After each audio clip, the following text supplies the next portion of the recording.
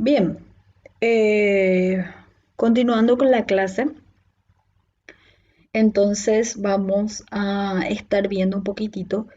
eh, Habíamos dicho al inicio de la clase que los tres métodos para efectuar los balances de materia en sistemas reactivos dan los mismos resultados, ¿sí? Entonces, la pregunta que surge es cuál eh, método usar en un proceso determinado, ¿sí? O sea, cuándo nos conviene usar uno u otro método, ¿sí? Existen algunos tips que, bueno, nos ayudan un poco en cuanto a esa decisión. Cuando se lleva a cabo más de una reacción en el proceso, los métodos de balances de especies atómicas suelen ser más directos, ¿sí?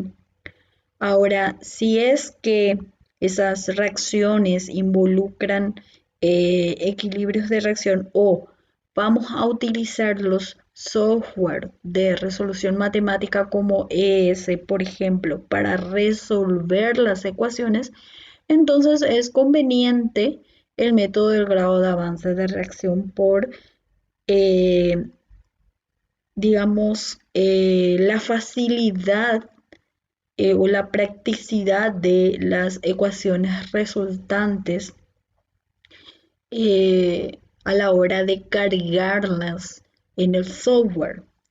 Ahora, si vamos a hablar del método de especies moleculares, este método solo es conveniente en el caso de que haya una única reacción, ¿sí? Ya les estuve justamente mencionando que este método es más complejo y más largo que los otros dos y que por eso, incluso si tenemos una única reacción en un proceso, suele ser muy poco práctico utilizarlo en comparación a los otros dos métodos. Por eso que en los ejercicios que estemos haciendo más adelante ya no estaremos eh, aplicando este método dada la poca practicidad y lo poco que lo utilizamos, ¿sí? Eh, por eso también es que, bueno, ya les comenté que, bueno, en un examen no, normalmente no les pedimos resuelva los balances por el método molecular. Sería muy raro que les solicitemos resolver un problema por este método, ¿sí? Dado que, bueno, es demasiado poco práctico, ¿sí? Eh, si nosotros le pedimos específicamente utilizar un método para resolver los balances, sería utilizar los métodos de grado avance o de especies atómicas. No pedimos el de especies moleculares, ¿sí?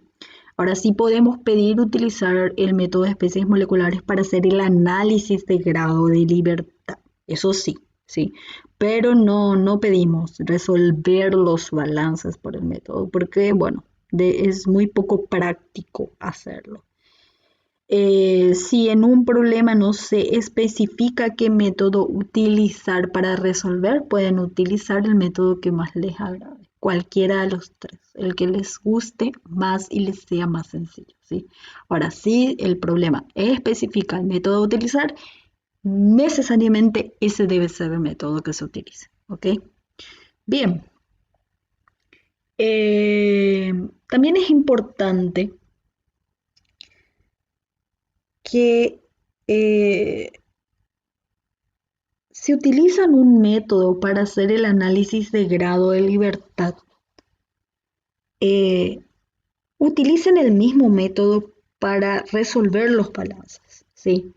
No tiene sentido hacer un análisis de grado de libertad con un método y resolver con un método completamente diferente el problema, dado que el objetivo justamente de hacer el análisis de grado de libertad es orientar la resolución del problema, ¿sí?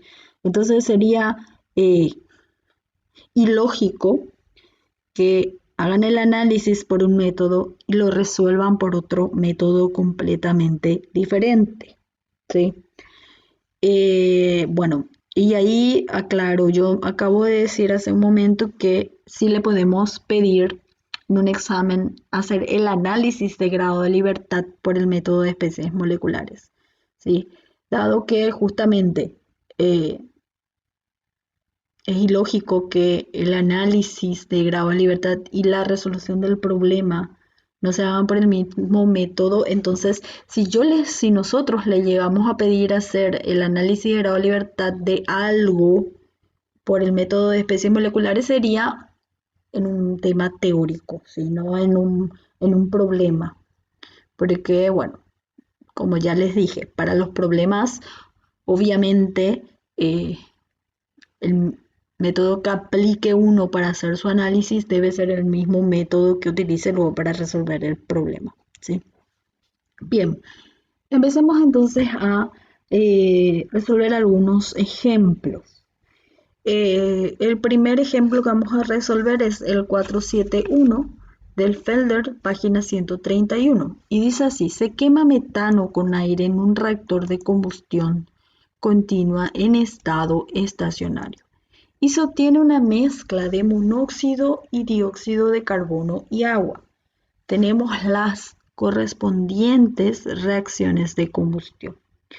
La alimentación del reactor, dice, contiene 7,80 mol por ciento de metano, 19,4% de oxígeno y 72,8% de nitrógeno. Se subentiende que estos porcentajes ya son composiciones, porcentajes molares.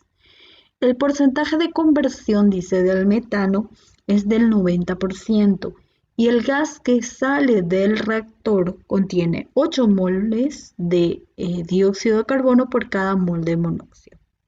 Nos pide realizar el análisis de grados de libertad por los tres métodos y después calcular la composición de salida de los productos. Además nos dice, bueno, asumir como base de cálculo 100 moles de alimentación al reactor. Volviendo un poco, en un problema específico, por ejemplo, les podría pedir justamente esto: hacer el análisis de grado de libertad por los tres métodos, ¿verdad? Y luego resolver el problema, no sé, por el método de grado de avance o el método de especies atómicas, ¿sí?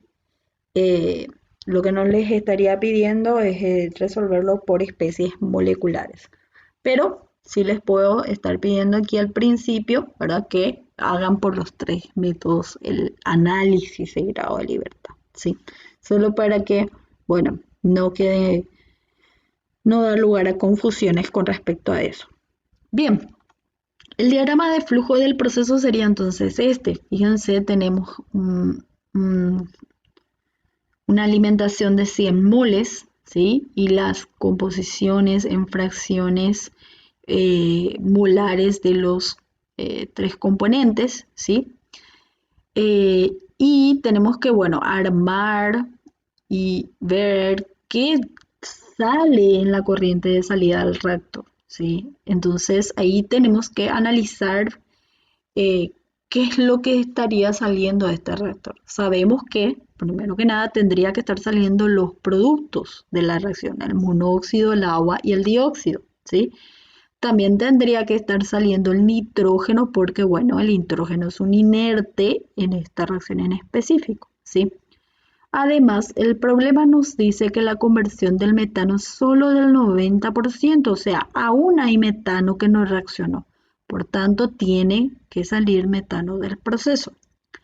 En cuanto al oxígeno, el problema no nos menciona nada del oxígeno, no nos dice el oxígeno se ha consumido por completo en la reacción, ¿sí? Cuando un problema no les menciona si un reactivo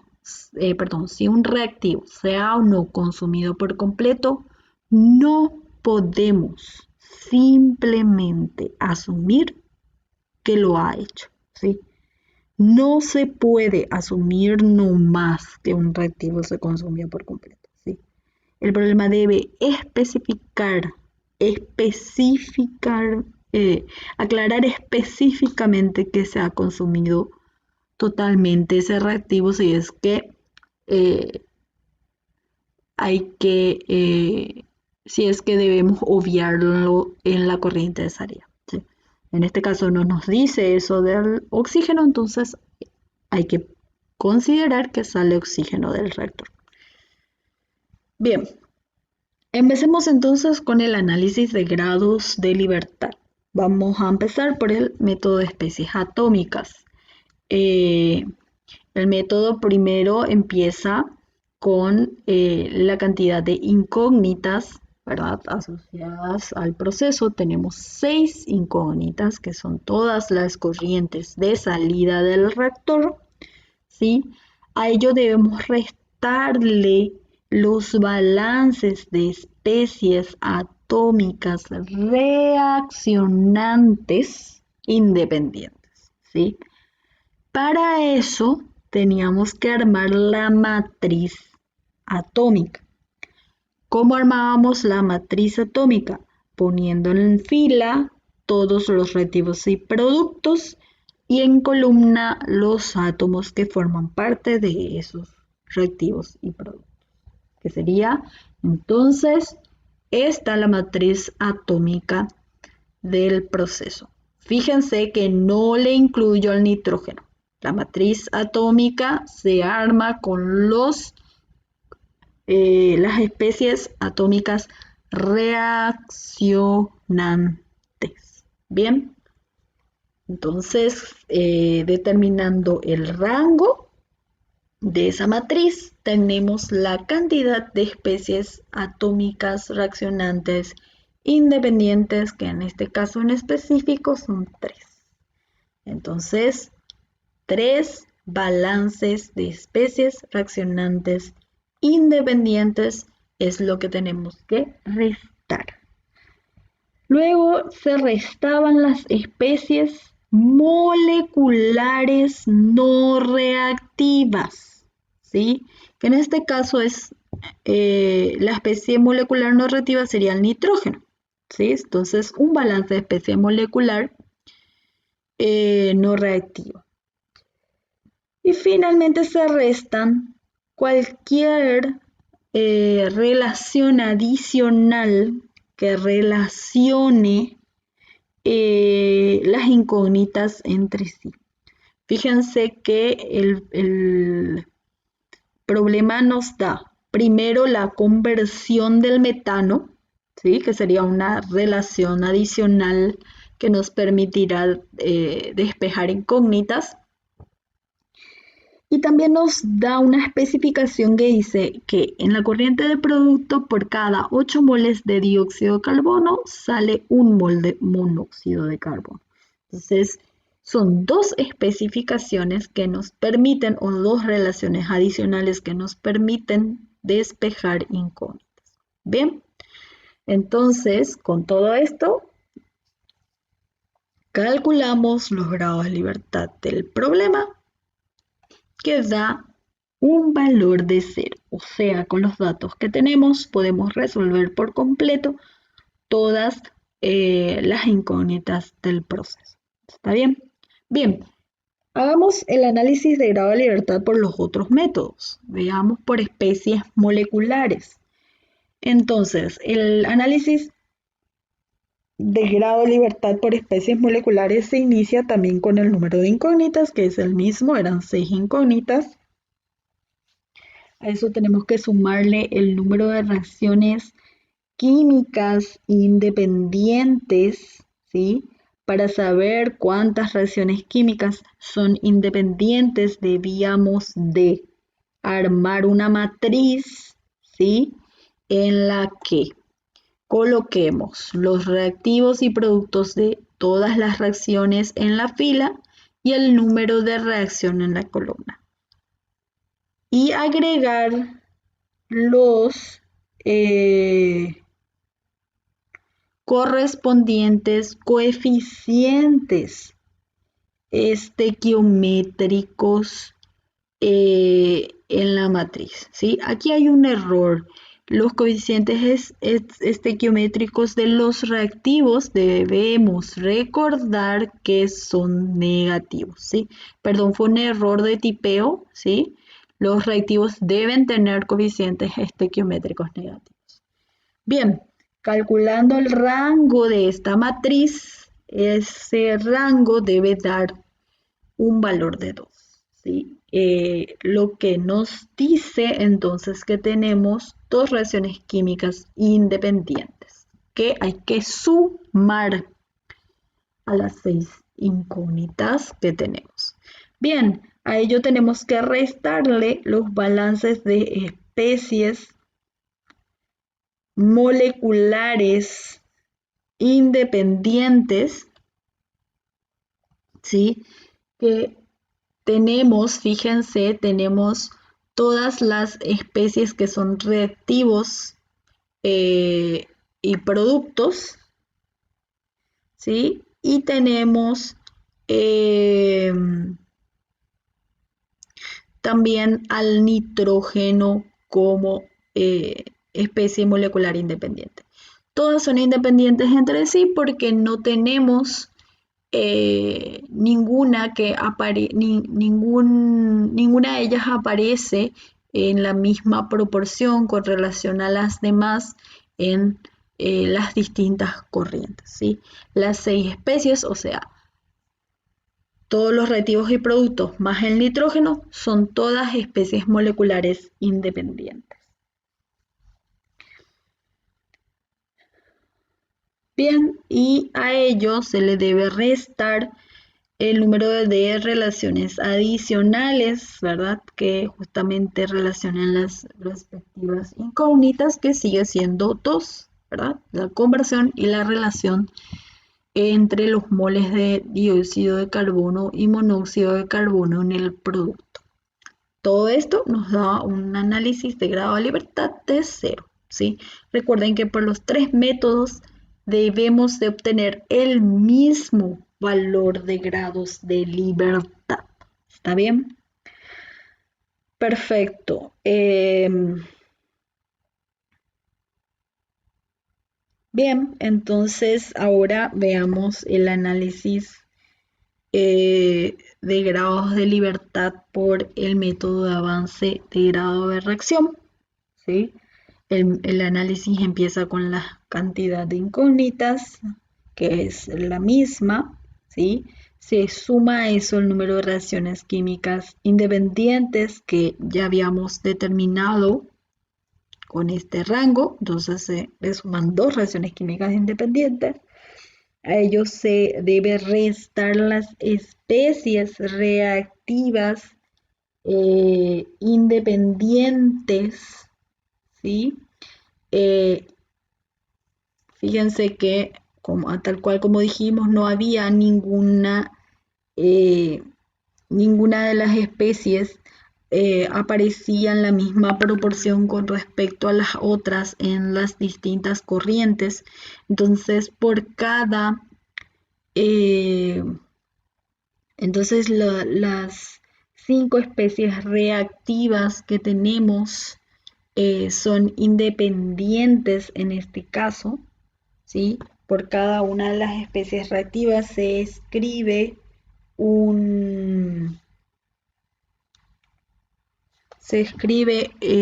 una ecuación en función al grado de avance, entonces se restan 5 especies reactivas independientes, repito, las 5 corroboramos que son independientes dado que no aparecen en la misma proporción unas con respecto a otras en las distintas corrientes.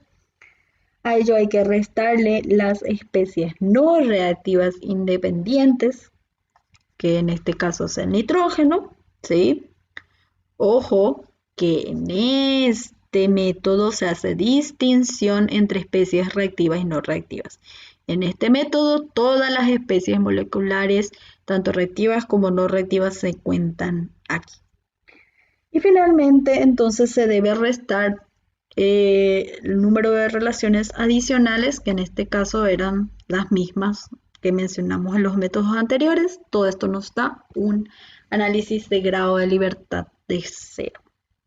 Bien, entonces hemos corroborado que por los tres métodos obtenemos el mismo grado de libertad y que el problema se puede resolver con todos los datos que tenemos.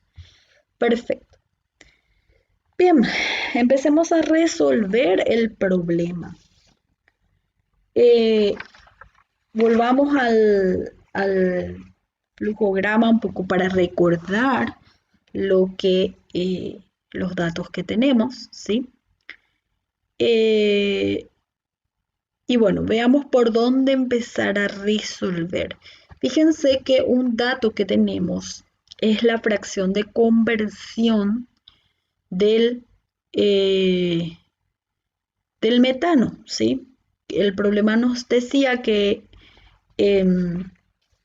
a ver si tengo a mano el enunciado, nos decía que había una conversión del 90% del metano, ¿sí? Entonces, conocemos, por tanto, la fracción de conversión del metano, que es eh, ese porcentaje dividido 100, ¿verdad? Sabemos que el concepto de fracción de conversión es moles que reaccionaron sobre moles alimentados, ¿sí?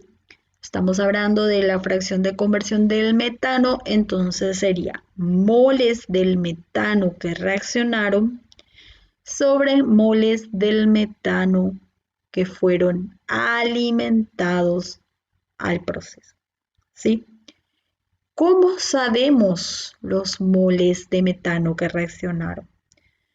Los moles de metano que reaccionaron, fíjense, que sería la diferencia entre el metano que entró al proceso y el metano que salió del proceso. Esa diferencia sería la cantidad de metano que reaccionó, ¿sí? ¿Está bien? Entonces, de ahí sale que el numerador es N1 por fracción molar del metano en la corriente 1, que es la corriente de alimentación, menos la cantidad de moles de metano que sale del proceso, ¿sí? Y todo eso era dividido los moles alimentados, que nuevamente es N1 por la fracción molar del metano en la corriente 1, ¿sí?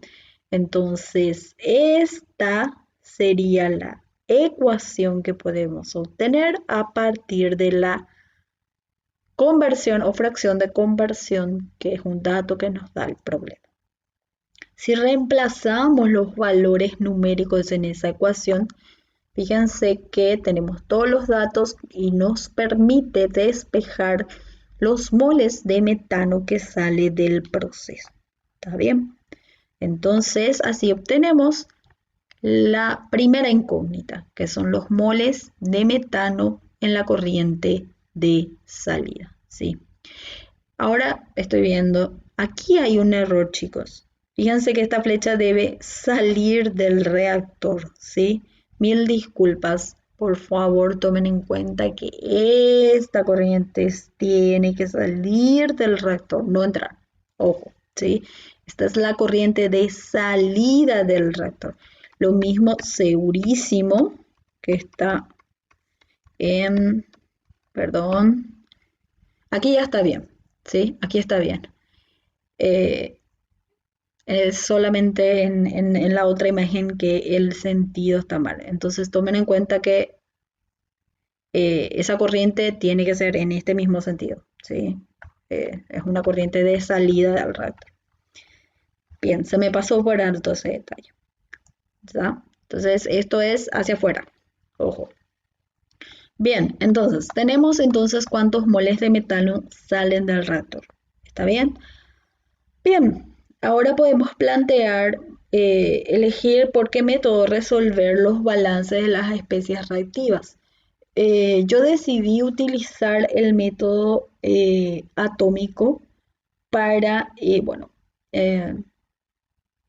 para utilizar en este problema, ¿sí? Así después en otro problema vemos el de grado de avance, ¿ok? Bien, entonces empecemos con el balance para el carbono atómico. Según nuestro análisis de grado de libertad, tenemos 3 balances de especies reactivas atómicas que son independientes. Entonces, los 3 balances vamos a poder utilizarlos. Ok, entonces, fíjense, hagamos entonces el balance para el carbono atómico. Nosotros sabemos que el carbono entra al proceso con el metano, ¿sí? Entonces, la cantidad de carbono que entra al proceso sería N1 por la composición molar del metano, ¿sí? Que todo esto sabemos que sería entonces los moles de metano que ingresan al proceso, ¿sí? Para convertir esto a moles de carbono, que es lo que estamos balanceando, multiplicamos entonces por la relación entre la molécula de metano y los moles de átomos de carbono. Nosotros sabemos que un mol de la molécula de metano, ¿sí?, tiene un mol de átomos de carbono, ¿sí? Porque tenemos aquí un mol, ¿ok? Entonces, esta sería la cantidad de átomos de carbono que entra al proceso. Bien, el carbono sale del proceso con el metano, con el monóxido y con el dióxido de carbono, ¿sí? Entonces, determinamos la cantidad, primero la cantidad de carbono que sale con el metano. Sería los moles de metano que salen del proceso, eso convertimos a moles de átomos con la relación que nos dice que un mol de metano, ¿sí?, tiene un mol de átomos de carbono, ¿sí? Bien, además dijimos que a esto tenemos que sumarle la cantidad de carbono que sale con el monóxido. Sabemos que del proceso salen N moles de monóxido, ¿sí? 2, que tenemos que convertirlo a moles de carbono, multiplicando por la relación entre los moles de monóxido con los moles de átomos de carbono, ¿sí? Entonces sabemos que por la fórmula un mol de monóxido tiene un mol de átomos de carbono.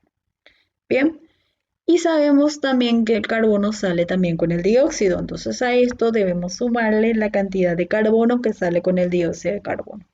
Esto sería la cantidad de dióxido de carbono que sale del proceso, multiplicamos por la relación entre los moles de dióxido de carbono y los moles de átomos de carbono, de modo que esta expresión entonces represente los moles de átomos de carbono que salen con el dióxido. ¿Está bien? Esta sería entonces la ecuación del balance para el carbono atómico. Reemplazando los valores numéricos que tenemos, ¿sí?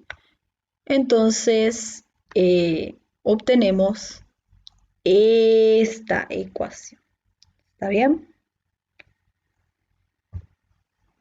Bien, nosotros también tenemos en el problema un dato que dice que por cada mol de monóxido de carbono salen 8 moles de dióxido de carbono, ¿sí?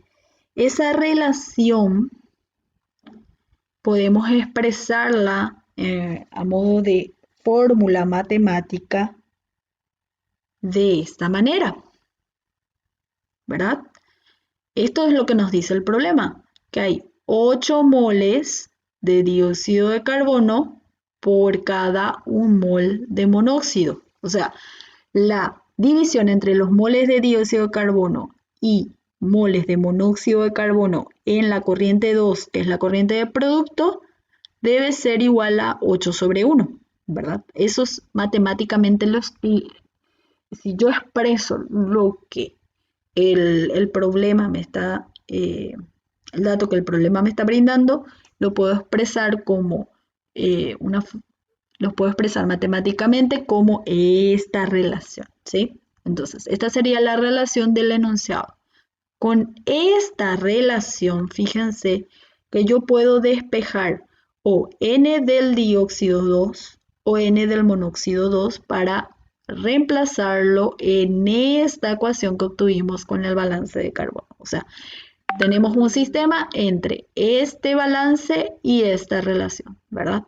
Resolviendo entonces ese sistema, yo puedo ya despejar las siguientes otras dos incógnitas que,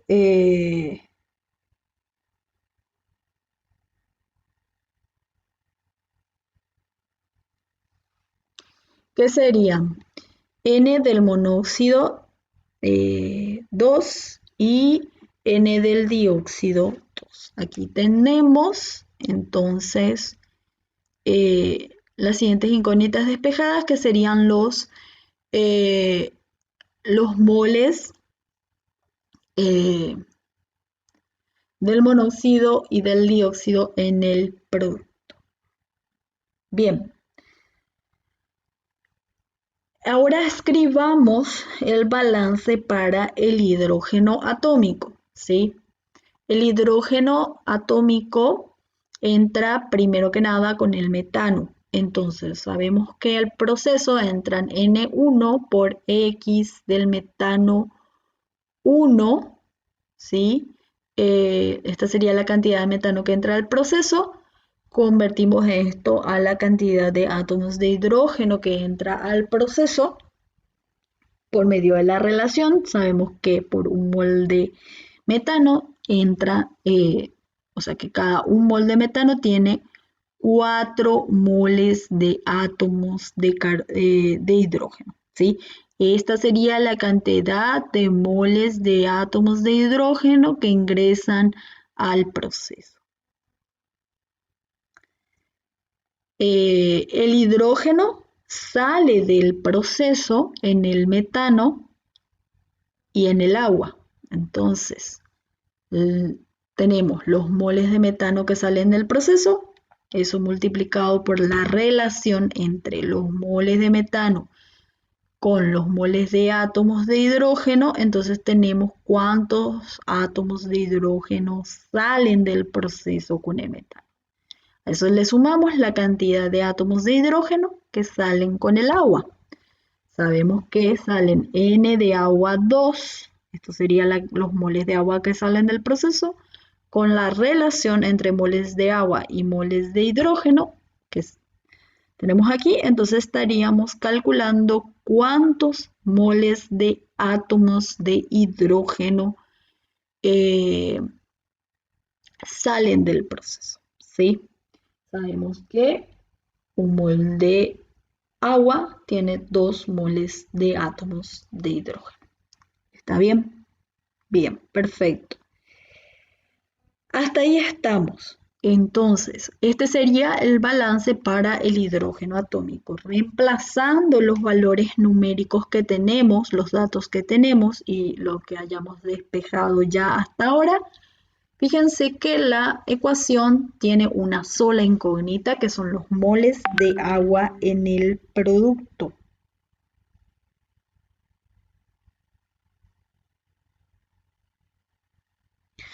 Entonces, por medio de esta ecuación, podemos despejar los moles de agua que salen del, del proceso. Bien, ya despejamos entonces otra incógnita. Ahora simplemente nos estaría faltando el balance. Continuaríamos con el balance del oxígeno atómico. ¿Sí? Entonces, sabemos que el oxígeno entra aquí, ¿verdad?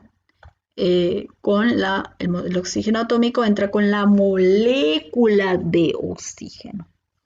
Entonces, ¿cómo calculamos los moles de átomos de oxígeno atómico que entran?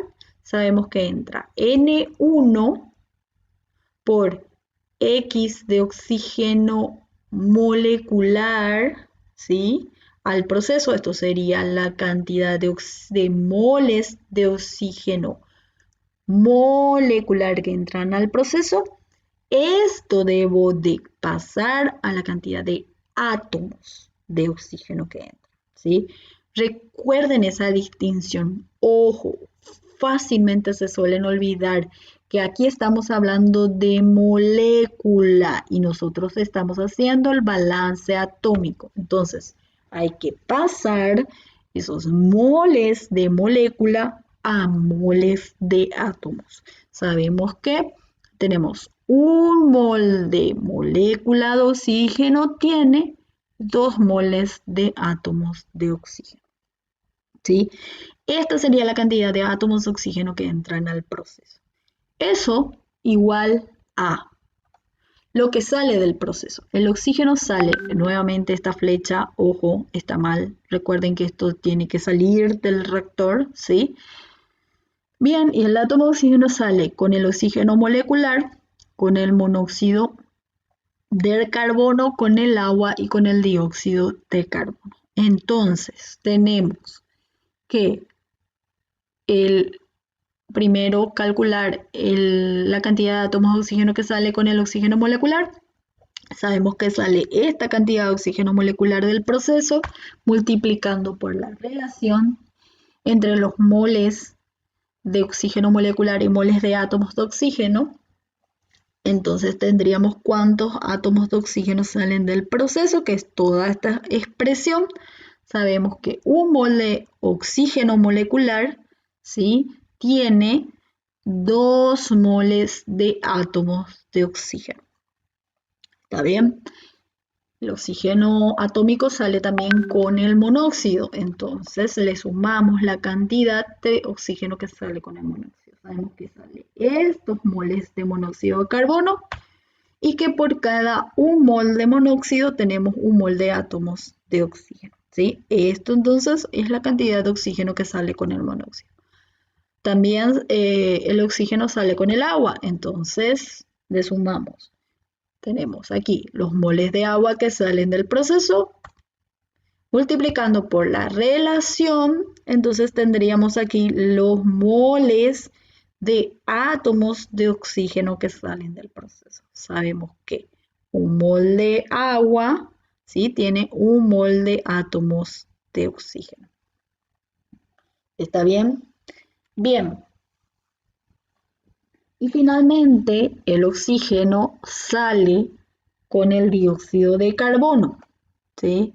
Entonces,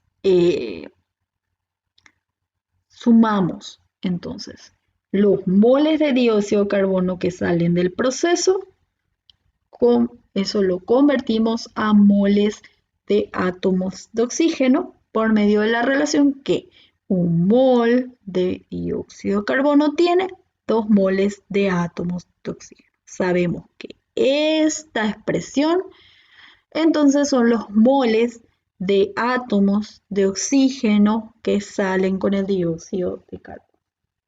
Bien, esto completito sería entonces el balance para el oxígeno atómico. Si nosotros reemplazamos los datos que tenemos, fíjense que este balance queda simplemente en esta ecuación. ¿Qué tenemos? Una única incógnita, que serían los moles de oxígeno 2, que es la cantidad de oxígeno que sale del reactor. Entonces, por medio de esta ecuación, despejamos la siguiente incógnita, que son los moles de salida de